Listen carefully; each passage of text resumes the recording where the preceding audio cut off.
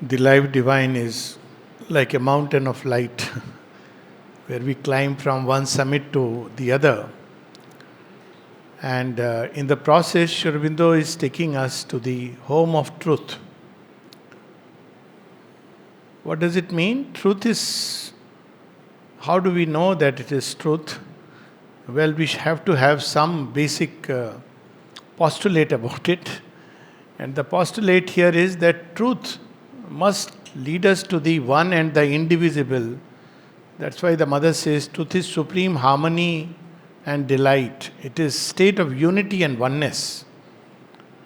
Whatever leads us towards either division or leaves a gap or a gulf between different orders of reality cannot be the ultimate truth. There can be truths like you climb a mountain. And the ultimate gulf that we experience in our thought is the gulf between the creation and the creator. Even we wonder whether there is a creator or not. Of course, we all believe. But when we look at creation, a natural doubt arises in the average human mind. By average, I mean the mind that is not ready or willing to go deeper in its quest, that there is no God. That's the easiest lazy people's formula. Because those who are lazy, they are quick to arrive at conclusions. But the life divine would want us to be patient in our search for truth. Of course, Savitri leads us to the same truth, but in another way. Savitri is like a vast ocean and an ocean of love. So here we have to dive and drown. The more you drown and dive, you discover the same truth, oneness, delight. But life divine is like a mountain, you climb. So it's not sometimes easy because here it's the mind. Savitri, one dives from the heart and gets the rasa of love. The life divine leads us through the rasa of knowledge. There is a rasa of knowledge because life is full of wonder, and Sri Aurobindo is revealing how beautiful it is. So ultimately it leads us to the sense of the delight and beauty that is there in creation. So we enter into this new book, book 2, The Knowledge and the Ignorance, the Spiritual Evolution.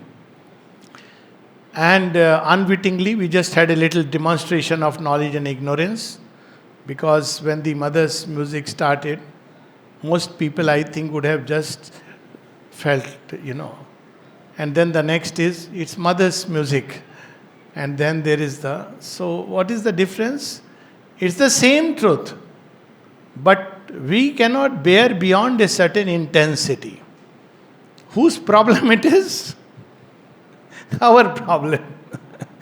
But we are not ready to bear, and it's true of everything actually. So we are comfortable within limits, but Sri Aurobindo is slowly. Imagine, sometimes I just wonder that imagine if we were exposed to all the sounds in the cosmos, even sun is a sound, creation, people speak of the Big Bang. What it would be if some ear could actually receive that vibration, what it would be. Probably it will be just blown off to pieces. So there is this thing about knowledge and ignorance, partly, not in every way. It's like the truth through a veil is ignorance. The truth without veils is knowledge. But we are not ready for that, so we have to grow from step to step. Like when a child is born, you can't expose the child to the sunlight directly. He is accustomed to darkness, so he must slowly move towards light. That is what Sri Aurobindo takes up in the life divine. That is the pattern he follows. So what is the pattern? How does he approach? So we have a chapter in knowledge and ignorance. This is about spiritual evolution, book 2. And it starts with part 1, the infinite consciousness and the ignorance. So this is, there is an infinite consciousness, meaning thereby it has no beginning, no end, no measure. You can't count it. Of course, he'll explain how we can arrive at that postulate. And the second is the ignorance. Ignorance is a limitation. Ignorance is finiteness, limitation. So in limitation we can measure, but we cannot measure. And this is actually an answer to the common question that people ask, how was God born? Who made God? The problem with that is that if you answer, the question is only pushed one step backward. If you say X made God, so the question is who made X? So you go to A. Who made A? So ultimately, if you work backward, even logically, you will end up with infinite. Now, in the moment you say infinite, then there is no question of birth and death. By its nature, you cannot measure it, you cannot date it, you cannot limit it. And infinity is now a very valid, it's a concept in mathematics. It's a concept otherwise also. So this infinite consciousness, which actually is a way of saying the divine, but because in Life Divine, Sri Aurobindo is taking the logical approach of the mind. He leads us to that. And the ignorance. So finite, limited, that's what is ignorance. Ignorance is not absence of knowledge, it's finite and limited knowledge. Like if I say I am a body, now I can't say it's wrong. If I say I am not the body, then it's very easy to say it. But then the moment there is pain, I look for a doctor. So it's not like I am not a body, but I am not the body. The body is there, it has its own role, it has its own place. But it's not the total truth. It is one of the truths. It has its own place. So that's how one proceeds. So there is a difference, because in one approach of knowledge, we say, I am not the body. I am not the vital. I am not the mind. I am not the thoughts. I am not the 5 elements. So who am I? I am the self. This one approach. But as I said, the problem of that approach is it doesn't give us the integral truth. It doesn't explain the body. It doesn't explain the mind. It doesn't explain so many things which we every day, which come to our, we cognize, we experience them. So it just uses a term Maya, blanket. You are in ignorance, you are experiencing illusion, it's a Maya. It doesn't really solve, as we saw yesterday, it's just cutting the knot. So he has taken this truth of reconciling these two, the infinite consciousness and ignorance. Is there a possibility of reconciling? So the chapter 1 is, as I said, from one mountain, it's a climb. So even meditating on these words is very interesting. Chapter 1 is Indeterminates, cosmic determinations, and the indeterminable. Very, very simple actually. Indeterminates. So indeterminates are everywhere things what is determined, like when you say a person is standing on the road. So you ask him that, where are you going? He says, I am actually not sure. So he is not determined. He is not yet decided. So indeterminate is there is something, but it is not yet. You don't know. It can go this way, that way, anyway. So all the possibilities and probabilities are there. That's an indeterminate. Then, that's not the only thing we see in creation. Say an electrical points, charges, particles, they are indeterminates. But then you have something called as atom. Now, atom becomes a generic indeterminate, means atom can make everything, ultimately, materially is atom. But it's a generic indeterminate. It can become iron, it can become lead, it can become gold, it can become, ultimately plant, human body, everything. So it's a generic indeterminate. Then what is actually leading it towards becoming this or that? That becomes cosmic determinations, because we experience this is atom. At the bottom, electrical charges. But I can't just pass through it saying, basically it's atoms. I can't. It's solid. To my experience, it is solid. Of course, there are so many going deeper into it, but right now just the cosmic determinations. So what is determining these atoms and electrons, protons, neutrons, and still lower simply electrical particles to move in a certain fashions to really become the form, structures, and then to embody qualities. Quality brings a totally new dimension. One can understand that hydrogen and oxygen combines to create water. But what gives water the quality that it expresses through hydrogen and oxygen? So Sri Aurobindo is raising very deep, profound questions in quest of truth which we must raise. So cosmic determinations and the indeterminable. Because where are these determinates, even the indeterminate, that man standing on the road, wondering where he should go? Where did that particle come from? That electrical particle. So there he is using right now, because as I said, in a very scientific way, he's approaching through the logical mind. So indeterminable. Meaning thereby I don't know. There is no way I can understand or know what is beyond it, behind it. Even scientists speak of this in a different way. Whoever has read the theorem of the Schrodinger's cat. There is the cat in the box. Is it dead? Is it alive? You can't say with surety unless you open the box. So there is an indeterminable. What is going to decide? What is going to determine? So these are the three terms he is using. Then he proceeds very scientifically, starts with our experience. As I said, there are solid objects in all around in space and time. So then, what are space and time? So we know that space itself is extending boundlessly. There is no limit. And now though it is too much, literally too much, because they have discovered, they are very sure scientists, that Big Bang took place so much time back. And it was very logical that at the moment there would be basically a lot of particles must be released.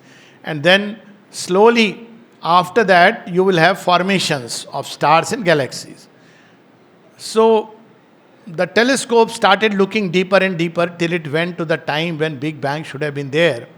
And what they discovered, recently this discovery has been, I think 2-3 months back, and it came out that, what they discovered is very amazing. So they discovered that they were expecting that after, say, 15 billion years, they should, basically the telescope should pick up those electrical particles, nothing else. But they discovered further galaxies. So it completely changes the whole perspective. So the new theory which is coming up is that probably there is no beginning and no end. And we cannot say, but as of now we can say there is no beginning and no end. There is the cyclic universe. That's what basically the Vedas say, that there is no beginning and no end. It's cyclic in nature. It's full of wonder, if you look at really this way. So there is space which is boundless, because this is a question. Even if the mind meditates on this for few moments, where are these stars drifting into? This we know that they are drifting. And drifting at what speed? There is no time to accommodate. It's not like you get into a train and you say, okay, bhaiya, give me some space. They're drifting at an enormous speed. What light years? You just can't imagine. So they're drifting into what? So they're drifting and endlessly drifting. So there is this idea of space which is boundless. We don't know what is the end of space, because we cannot go beyond. We can only go up to the star, last limit. But what is beyond it? So scientists will say, have two propositions. One is it's void, which is a paradox.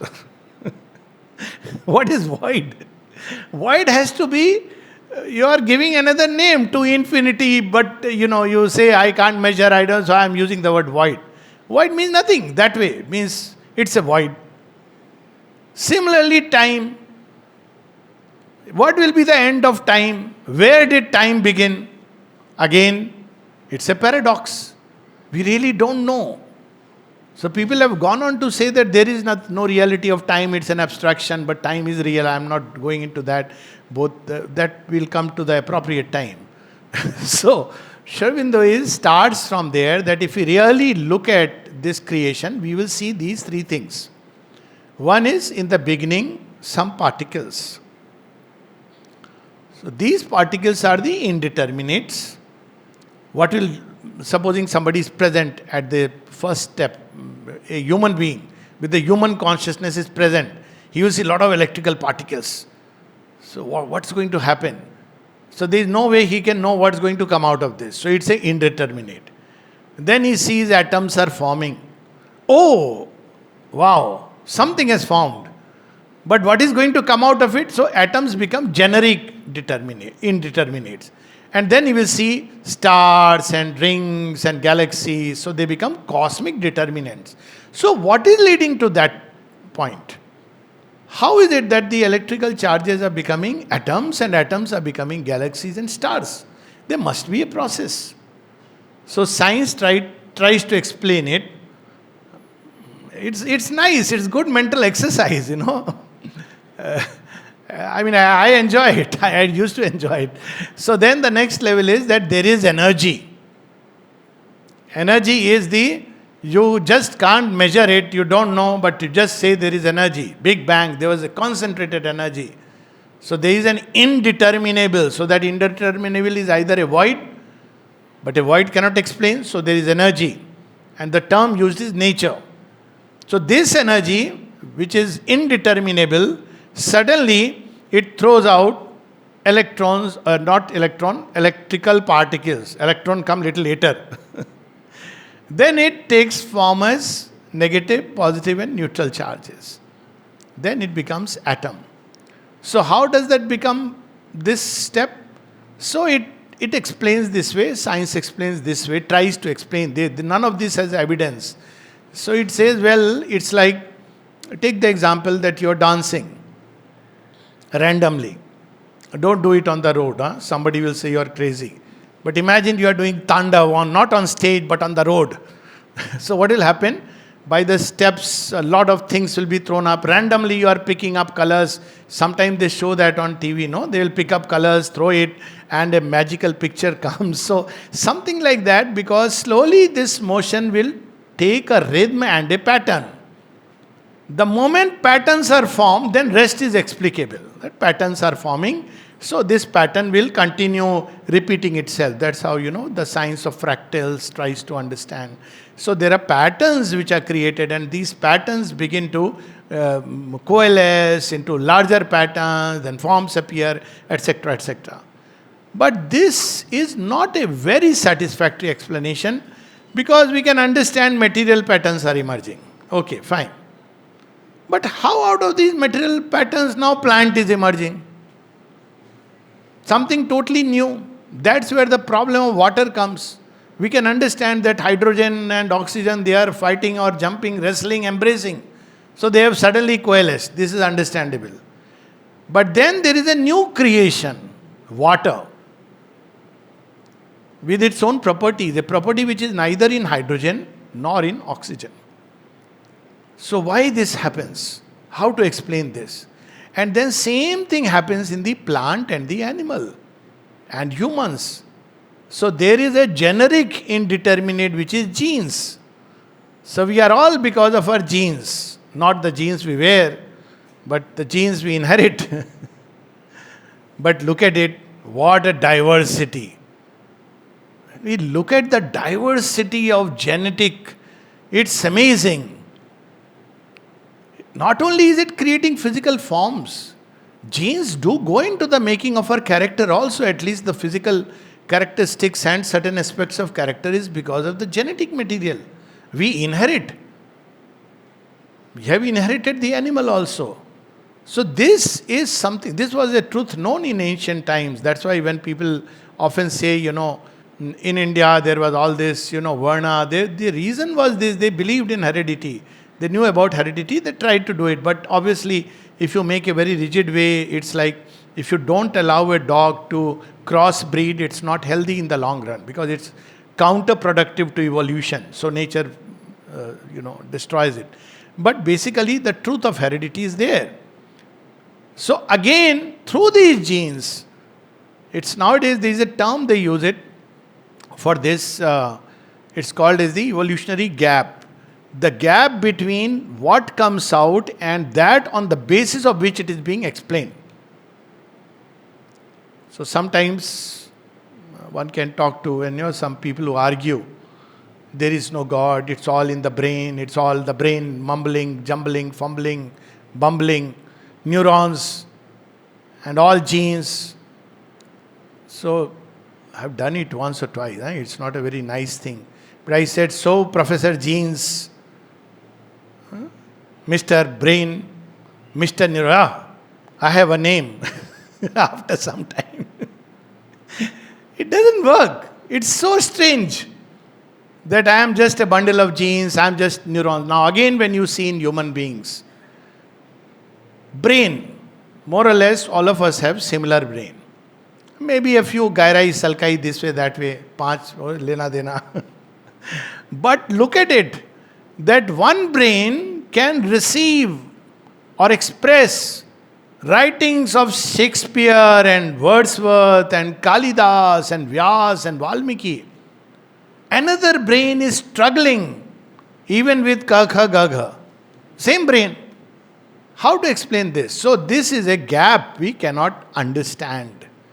So this is the point where we'll stop for today in our reading. It's a long chapter. So it may be 3 sessions because I don't want to rush through. So first Sri Aurobindo takes up this hypothesis, which is a scientific way. Then he says what is the other possibility.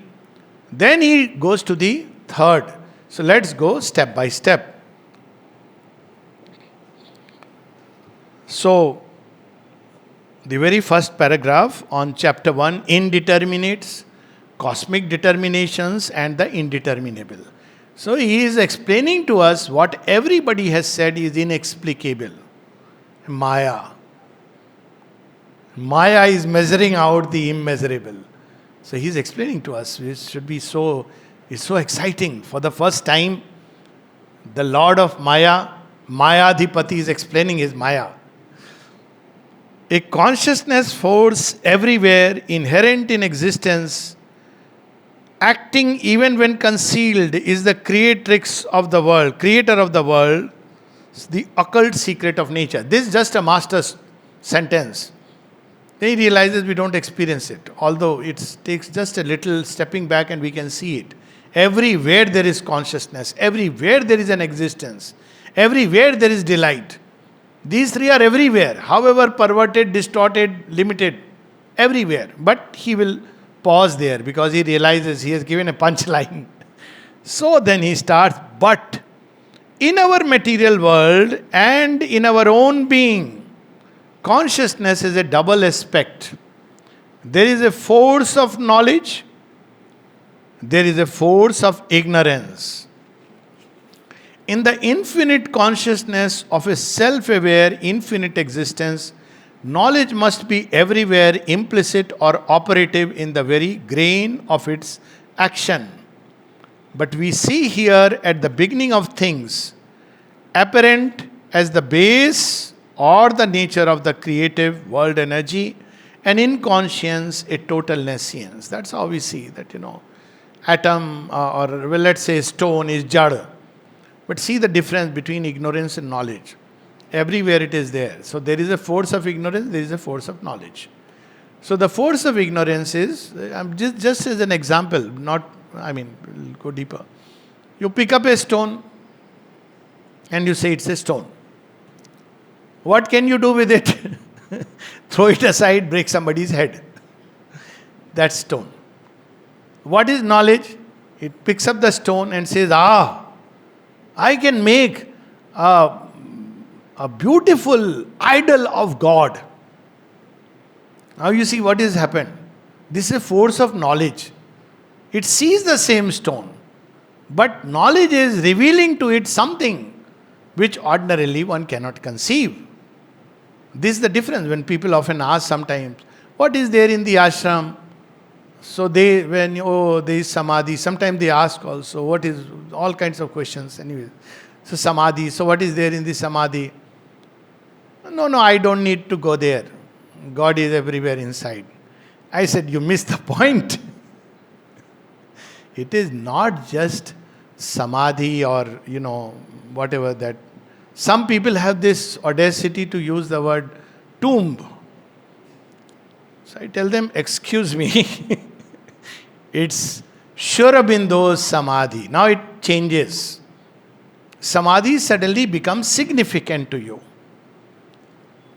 The very fact that you are connecting it, leave aside the occult and spiritual elements, I am not even going into it. So it's the force of knowledge which makes us aware of something which the force of ignorance cannot see. They just see people putting their head on the samadhi and they smile inside.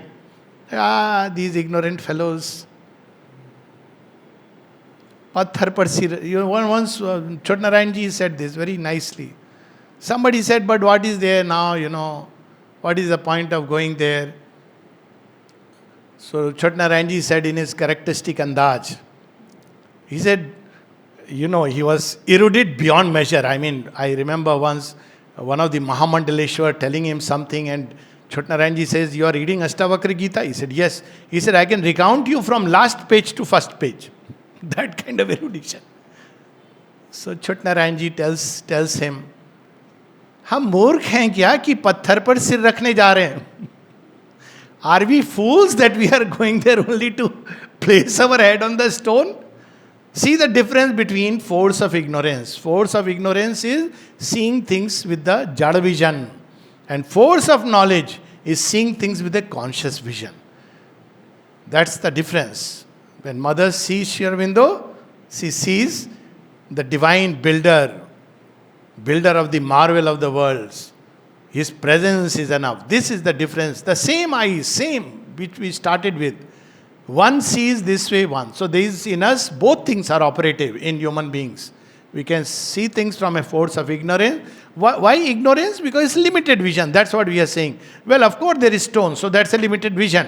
We are not denying that. But there is a force of knowledge which sees the Deva Murti in the stone, as an example. So this is where we see that both things are there, but in the beginning we see things arising out of jada. And then something else happens. So, a few lines below.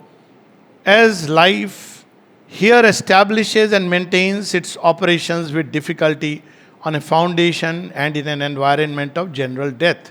So again he says, like if you go into the material creation, you will see that they are just particles on which solid things are floating. But it's electrical particles. Similarly, you see life somehow maintaining itself. But what is the reality? Below is death. Constantly it is swallowing up life. This is the vision of ignorance. To the vision of knowledge, death is the instrument of perpetual life. That's how Sri Aurobindo reveals. There is no death, just a change of life from one to another. Now that's a vision of knowledge. That's how Sri Aurobindo says, night is not our beginning nor our end. We have come to, she is the dark mother in whose womb we have hid, from too swift an awakening to world pain. From the light we come, by the light we live, and to the light we go. So there are two. One is the force of ignorance, which says, you know what, morning comes, sun rises out of darkness.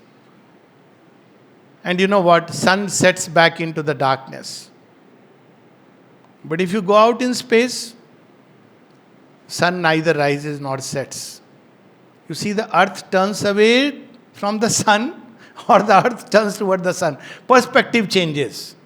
So force of knowledge reveals the same thing very differently than the force of ignorance. So this is what he is just setting the tones. Okay, so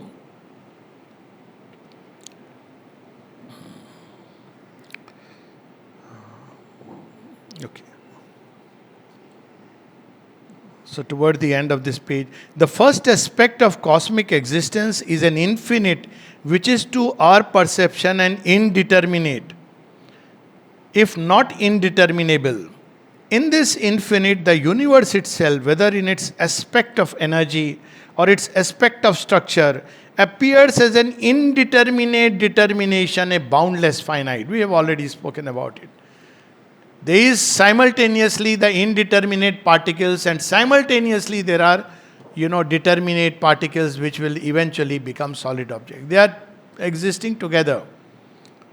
Paradoxical but necessary expression, which would seem to indicate that we are face to face with a supra-rational mystery, as the base of things in that universe arise. From where? See, Sri Aurobindo is a life divine can be seen as a master thriller. We are on treasure trail. Where is the universe coming from? We have those verses in the Rig Veda, no? But they leave us with the question. Certain questions are raised there. There's famous, who can say, not even the gods, Nasadi Asuk, that vaccine war, it became so famous that out of the non-being, being is emerging. Who knows that ultimate mystery? Even the gods do not know it. Yeah, it's not given to gods to know it, it's given to man to know it. So, but that comes later. So, but people quote this as, so it is a mystery. So, when we look at universe as a mystery, out of that nothing, apparent nothingness, things are arising, indeterminate and determinations. And not just one thing, few things, a vast number and variety of general and particular determinates. That's what we are speaking about. Which do not appear to be warranted by anything perceptible in the nature of the infinite, but seem to be imposed or maybe self-imposed upon it. There is nothing in the nature of particles that would, why it should become like this. Nothing in the nature of atoms which indicates should become like this. Nothing in the nature of genes that it can grow into a conqueror and a sage. But it is there. This is the mystery. We give to the energy which produces them the name of nature. But the word conveys no meaning unless it is that the nature of things is what it is by virtue of force, which arranges them according to an inherent truth in them. So this is how, yes, nature, but why? Because there may be some truth inside it. So he confronts us with the cosmic paradox. Now, how does science explain? But first he states the problem very beautifully. Next page. We fail to discover how these different dispositions can come to constitute these different atoms. How they differentiate in the constituent occasion or cause necessitate the differentiate in the constituted outcome or result. See, one must read Life Divine. It develops the intelligence. Look at the logic, at the face, what is Sri Aurobindo saying? Pause and read. It will develop the entire, it's so systematic, logical. It's an excellent training, even for developing the mind and intelligence. When mother was asked how to develop the intelligence, mother said, read Sri Aurobindo. And absolutely. I am not going into explaining all these little because background we have already had. So we have these two terms which are used,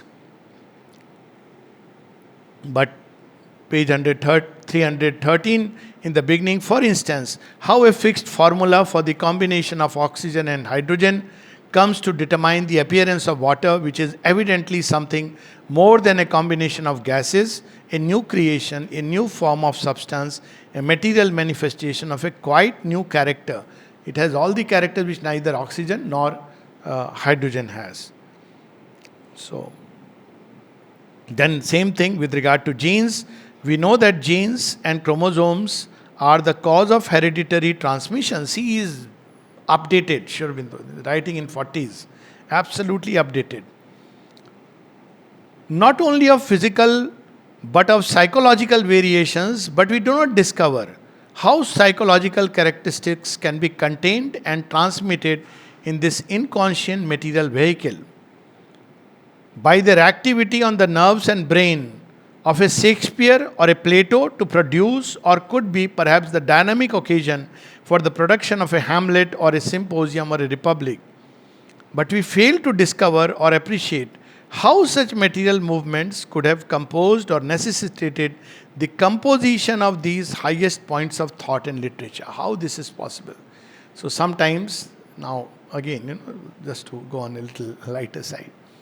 So I shouldn't take the name, but somebody was saying, so and so was also born on somebody's birthday, whose birthday, that person is regarded as whatever, kind of a genius, and somebody who is regarded as Pappu. So, he was also born on the same day. So it was to pull down. I said, see, this is what the divine beauty is. On the same day, maybe the same moment, he can create such a variety. Isn't it beautiful?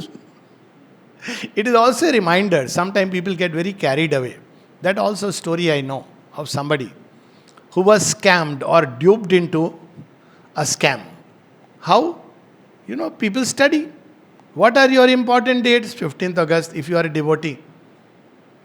21st February. So the person writes a letter that on 15th August, my birth date, 21st February, and all this. And the person all goes gaga. Oh my God!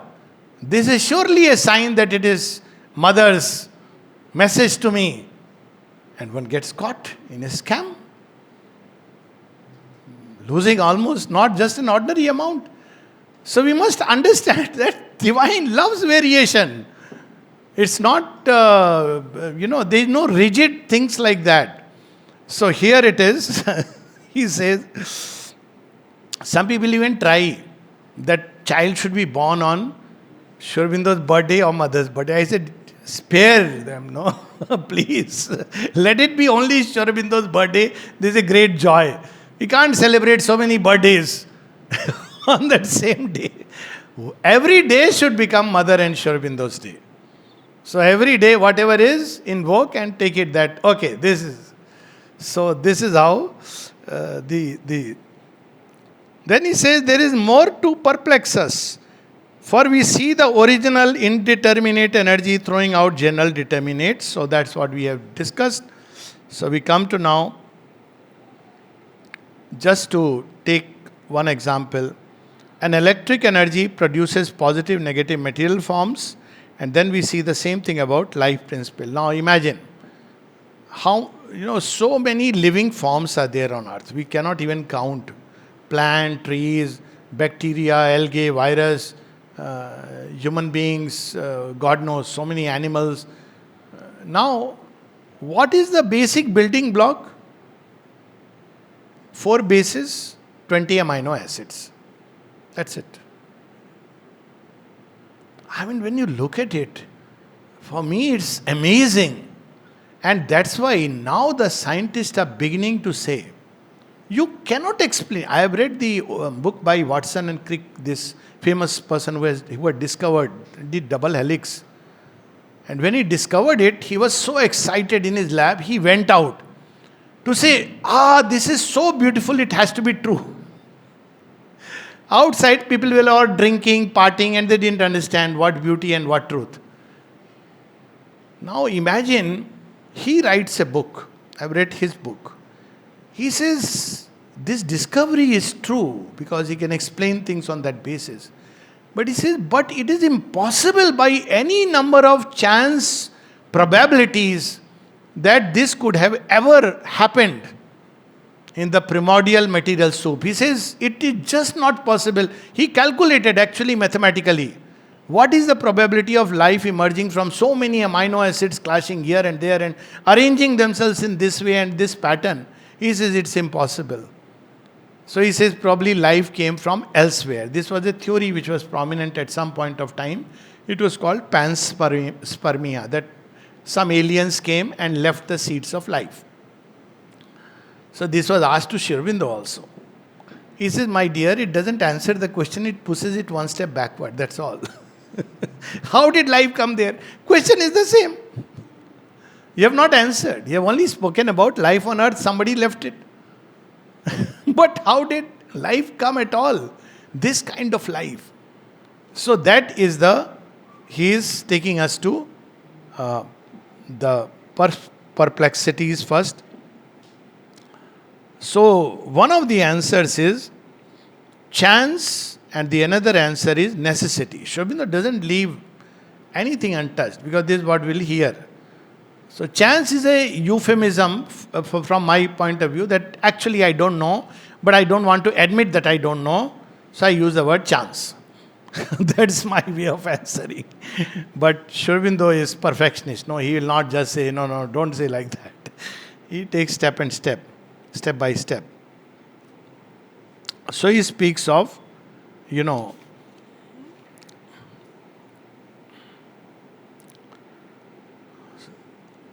okay. Throughout, there is the constant rule of a general sameness in the original determinate, and subject to this substantial sameness of basic substance and nature, a profuse variation in the generic and individual determinates. An identical law obtains of sameness or similarity in the genus or species, with numerous variations, often meticulously minute in the individual. For example, no two thumbprints are alike. Just imagine. That's how the famous Revana case, in Karnataka, very interesting, how he was caught, an MLA who was doing all kinds of dirty things. But he was hiding himself, but taking films. Only in one of the film, his hands are captured. He didn't know science is so advanced that from a little bit of your piece of hand, it can reconstruct your face. Very interesting case it is. That they just had the picture of the hand. From there they reconstructed. See? So it's like there is a unique print that all of us have. So it says a necessity of immutable sameness at the base of free and unaccountable variations. So he says, why would it be? This answer is very beautiful. On the surface seems to be the law, but who or what necessitates or determines? Now look at his answer. What is the rationale of the determination? What is this original truth or its significance? Why would somebody make so many stars, galaxies? Why would somebody make it? You often say, what is the purpose of creation? Now see, Sri Aurobindo's answer. What compels or impels this exuberant play of varying possibilities, which seems to have no aim or meaning unless it be the beauty or delight of creation? He's just throwing energy here, there, everywhere, and galaxies. Beauty and delight. That one moment and this one sentence, so invigorating. So we often say, why did God create the world? For delight. Raso Vaisaha. People say desire. What kind of desire will we do create, and what desire will seize him? Delight. And that's why it doesn't end, because the delight is infinite. So that is the delight and beauty. A first possible explanation points to a self-organizing dynamic chance is at work. A paradox necessitated by the appearance of inevitable order on one side, of unaccountable freak and fantasy on the other side of the cosmic phenomena. This we have already. That quantum world, if you go deep inside, you don't know. It's difficult to say there is law. That was the problem with the quantum mechanics. It changed the complete, because you can't, no, Newtonian laws don't apply there. So was Newton wrong? No. Newton's laws apply on solid objects. It's very strange. The particles that have constituted the solid object, they don't come under Newton's laws. They have their own, whatever we may call it, law or lawlessness. This chaos actually. Indeterminate. Chaos is another term. But if you go into solid object, they will follow all the laws of Newton. So there is order at one level, but there is chaos at another level. So how do you explain it? So when we can't explain one of the term, we use is chance.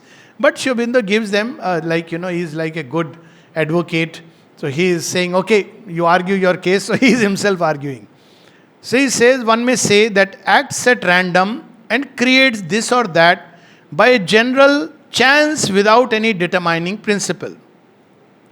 Determinations coming in only as the result of a persistent repetition of the same rhythm of action and succeeding, because only this repetitive rhythm could succeed in keeping things in being. This is the energy of nature. So that's what we spoke about. So boundless possibility, or a womb of innumerable possibilities that are manifested out of it by the original energy. He says, but this implies that there were boundless possibilities. Out of boundless possibilities, because of chance, because any pattern could have formed. So there is a womb of boundless possibilities.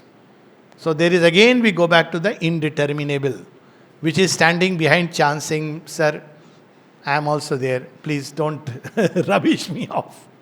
So he is reminding us that. Yet an opposite aspect of the nature of the cosmic phenomenon, as we see it, appears to forbid the theory of random action generating a persistent order. So the other argument against this is, there is too much of an iron insistence on order, on a law basing the possibilities. So the other part is that, okay, once you are throwing dust or this thing, you have a pattern and you can give names. Like we see the clouds and we give, this is a horse going, that's called pareidolia. Your mind is fantasizing. But if every time a cloud passes, it's the same pattern, then you'll wonder. So probably it's not a cloud, but birds crossing and my mind is not really seeing. So it says there is too much of an iron order. So even if we take the cosmic dancer, new things, yes, but there is also a kind of sameness in patterns which is emerging. So there is an order, there is no randomness there. This brings us to a second explanation.